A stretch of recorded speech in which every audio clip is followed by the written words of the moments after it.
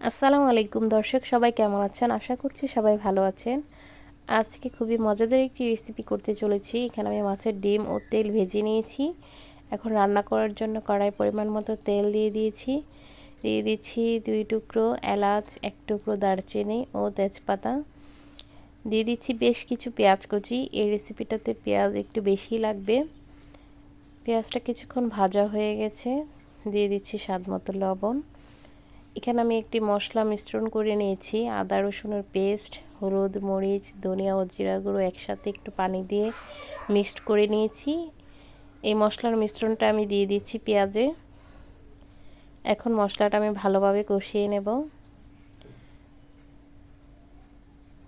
ভালো করে মিক্সড করে নিচ্ছি পেঁয়াজের সাথে। আর এই রেসিপিটা কিন্তু খুবই সহজ এবং মজাদার একটি রেসিপি। আশা করছি আপনাদের কাছে ভালো লাগবে। পুরো ভিডিওটি অবশ্যই দেখবেন। আর রেসিপিটি ভালো লেগে থাকলে অবশ্যই লাইক, কমেন্ট, শেয়ার দিবেন। আর কার কার পছন্দ মাছের ডিম তেল এইভাবে ভুনা করে খেতে অবশ্যই কমেন্ট করে জানাবেন।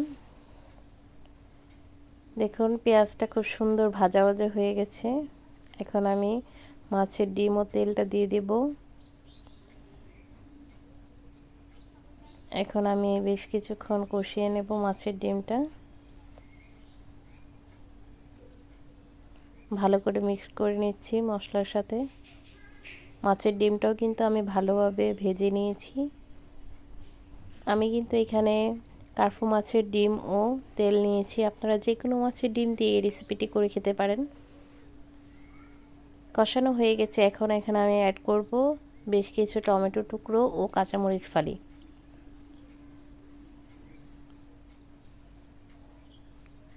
আরও 10 মিনিট আমি টমেটোটার সাথে ভালোভাবে মিক্সড করে রান্না করে নেব। দেখবেন তরকারি কালারটা খুব সুন্দর এসেছে টমেটোর জন্য। খেতেও কিন্তু দারুণ হবে।